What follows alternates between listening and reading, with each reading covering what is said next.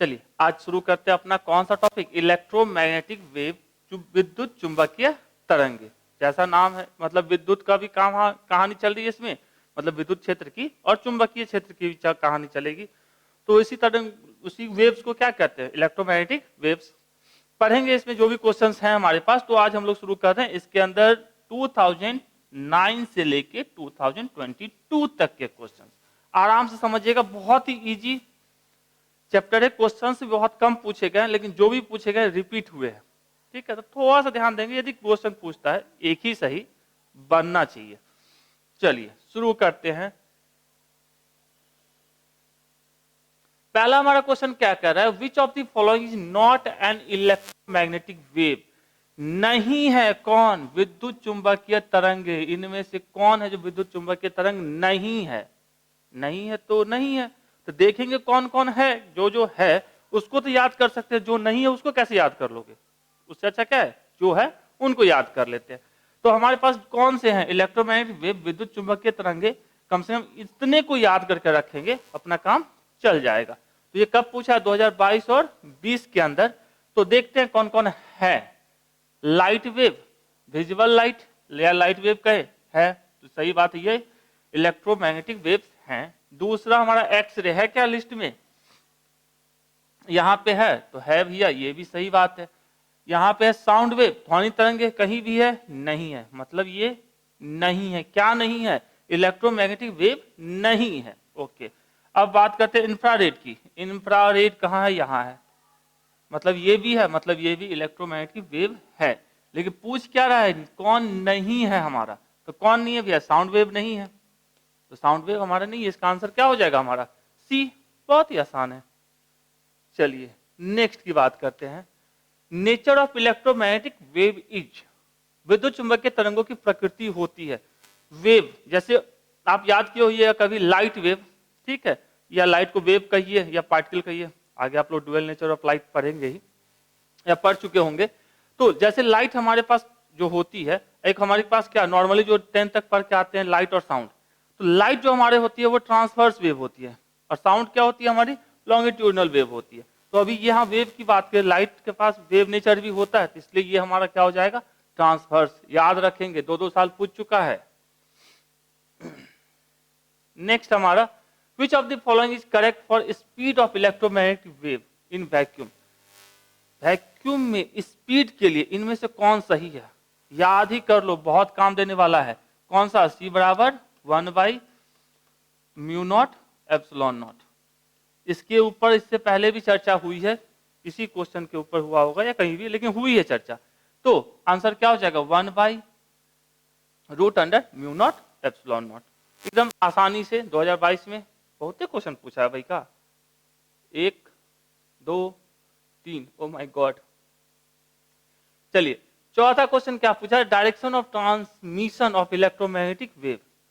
विद्युत चुंबकीय तरंग के संचरण की दिशा क्या होती है, मतलब ये किस दिशा में चलता है। ठीक है, तो हमारे पास इलेक्ट्रोमैग्नेटिक वेव जो होते हैं उसमें हमारे कौन, इलेक्ट्रिक फील्ड और मैग्नेटिक फील्ड दोनों जब परपेंडिकुलर जो डायरेक्शन, मतलब दोनों एक दूसरे के क्रॉस प्रोडक्ट जब हम निकालेंगे, तो उनका जो डायरेक्शन होगा क्रॉस प्रोडक्ट का, वही हमको किसका डायरेक्शन देता है? इलेक्ट्रोमैग्नेटिक वेव का। जैसे ये हमको दिख रहा है, देख रही, ये ब्लू वाला है, ये हमको कौन सा है? ये ब्लू वाला, ये वाला वेव, ये मैग्नेटिक फील्ड है। जबकि ये रेड वाला जो दिख रहा है, ये हमारा क्या है? इलेक्ट्रिक फील्ड है। इस दोनों का जो क्रॉस प्रोडक्ट होगा जिस डायरेक्शन में, वही हमको क्या देगा? इस वेव का, इलेक्ट्रोमैग्नेटिक वेव के डायरेक्शन को देगा कि किस डायरेक्शन में वो जा रही है। तो कह सकते हैं भैया ई के परपेंडिकुलर, मतलब स्वाभाविक है क्या होना चाहिए? Vector E cross vector B. तो ई और बी के जो क्रॉस प्रोडक्ट होगा वो हमेशा ई के ऊपर भी परपेंडिकुलर होगा, और किसके ऊपर? बी के ऊपर भी परपेंडिकुलर। क्रॉस प्रोडक्ट का ये गुण पढ़े हैं 11th में कभी कभी। तो ई के समानांतर नहीं, बी के समानांतर नहीं, तो कह रहा है बी क्रॉस ई के समानांतर या ई क्रॉस बी, मतलब इसके अंदर बी क्रॉस ई और इसके अंदर क्या है? ई क्रॉस बी। तो हमारा जो आंसर होता है ई क्रॉस बी होता है।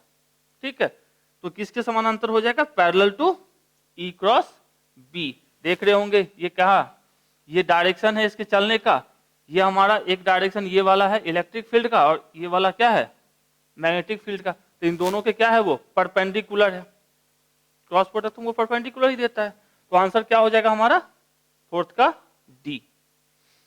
4 साल पूछा है, 2021 में पूछा है, मतलब 22 में नहीं पूछा है तो 23 में पूछ सकता है, पॉसिबिलिटी है। 19 देखिए 15 में पूछा, 16 में नहीं पूछा, ओके 17 में पूछा, 18 में नहीं पूछा, 19 में पूछा, 20 में नहीं पूछा, 21 में पूछा, 22 में नहीं पूछा, 23 में पूछा, मतलब 23 में कहीं पूछ दे तो ध्यान में रखिएगा ई क्रॉस बी। नेक्स्ट हमारा है electromagnetic wave can be deflected by. Electromagnetic waves के पास क्या होते हैं, मैग्नेटिक फील्ड और इलेक्ट्रिक फील्ड दोनों होता है, तो ना इलेक्ट्रिक फील्ड में डिफ्लेक्ट होगा, ना ही वो मैग्नेटिक फील्ड के कारण डिफ्लेक्शन आएगा। तो कह सकते हैं सिर्फ विद्युतीय क्षेत्र नहीं, सिर्फ चुंबकीय क्षेत्र नहीं, ये क्या होगा, जब एक के कारण हो ही नहीं, दोनों कारण क्या कर लेगा भैया, तो नन ऑफ दीज, इनमें से कोई नहीं। ये कब पूछा, 18 में। चलिए नेक्स्ट 5वां, द वैल्यू ऑफ इतना का मान। अभी जस्ट यही क्वेश्चन कहा, ये 2018 में पूछा है और सेम कहानी क्या पूछा है 2022 में, सेम चीज है। तो ये क्या होता है, ये जो सी देख रहे हो आप क्या होता है, ये स्पीड ऑफ लाइट ही होता है ना। तो स्पीड ऑफ लाइट कितना होता है पता है आपको। और देखिए आपको यहाँ जो लिख के दिया वो क्या दिया है, म्यू नॉट एप्सिलॉन नॉट पे पावर कितना, -1/2। तो इसको और लिखते हो तो क्या लिखते हैं, माइनस को प्लस करना होता तो ऐसे भी लिख सकते हैं, म्यू नॉट एप्सिलॉन नॉट पे पावर 1/2। और प्यार से लिखते तो क्या लिखते हो, 1/√अंडर म्यू नॉट एप्सिलॉन नॉट लिखते हो। ये किसके बराबर होता है, सी।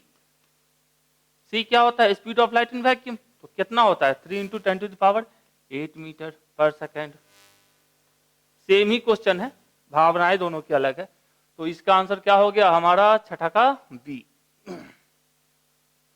चलिए 7वां में आते हैं, ये भी कभी चर्चा हुई होगी। ओके, कह रहा है हमको the unit of ratio of magnetic field B to electric field ई।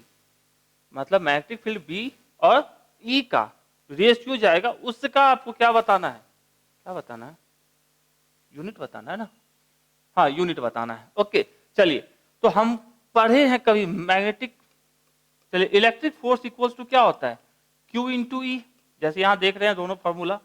और यदि हम मैग्नेटिक फोर्स की बात करें, मैग्नेटिक फोर्स की बात करें तो यह होता है Q V B। तो यहां से E बराबर क्या लिख सकते हैं, E बराबर लिखा जा सकता है F/Q। और फोर्स है ना, ये भी फोर्स है, इसका भी यूनिट न्यूटन होगा, ये भी हमारा फोर्स है, इसका भी यूनिट क्या होगा, न्यूटन होगा। चलिए हरियाली से बदलते हैं अपनी कहानी। चलिए हाँ, तो यहां से यदि हम लिख सकते तो B बराबर क्या लिखते, B बराबर लिखते F/Q V। ओके, हमसे पूछ क्या रहा है, B/E, मतलब B ये और E ये, तो B की जगह पे क्या लिखते, F/Q V divided by E की जगह पे क्या लिखते, F/Q।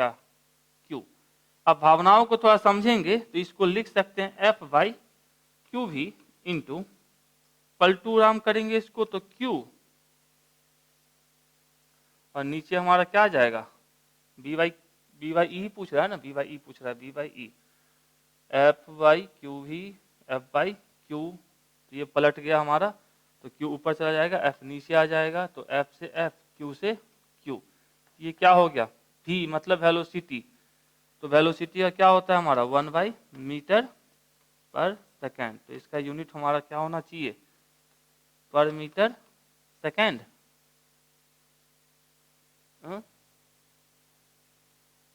ये सेकेंड पर मीटर बोलिए, ठीक है, लिखा जा सकता है। ओके, देख लीजिए आराम से, कहीं कुछ छूटा तो नहीं। Q F/Q B equals to F/Q भी, ठीक है, B/E P/E F/Q भी और इक्वल्स टू F/B/E, हाँ ठीक है। तो F/Q भी और F के ऊपर चला गया, आप नीचे आ गया भी। ओके, तो ये हमारा क्या हो गया, यूनिट किसका, B/E का क्या हो जाएगा हमारा, second per metre, second per metre. Next,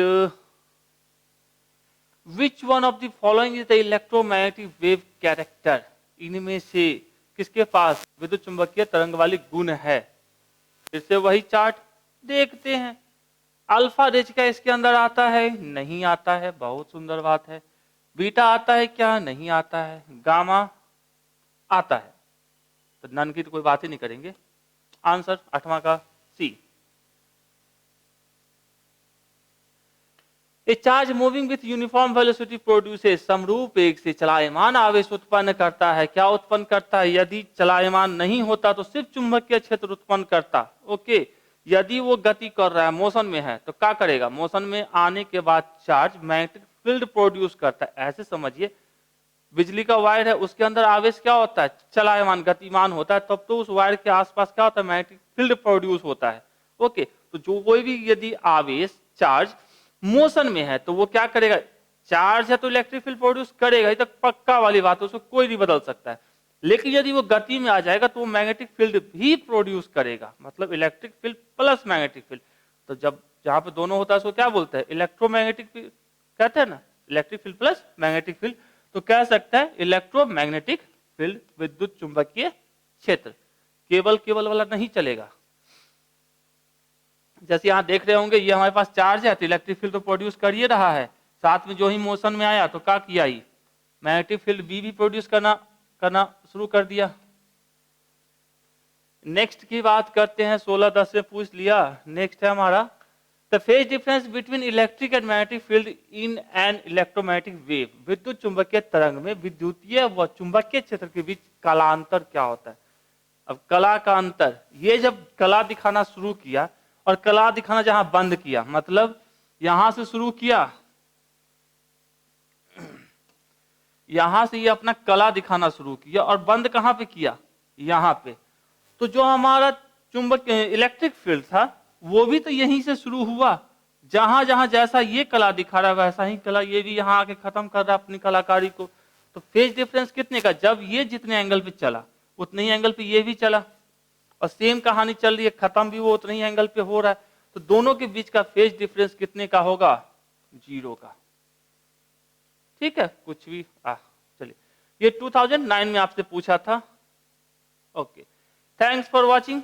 अच्छा लगे कमेंट करके बताइए और अपने दोस्तों के साथ पक्का वाला शेयर कीजिए। Thank you.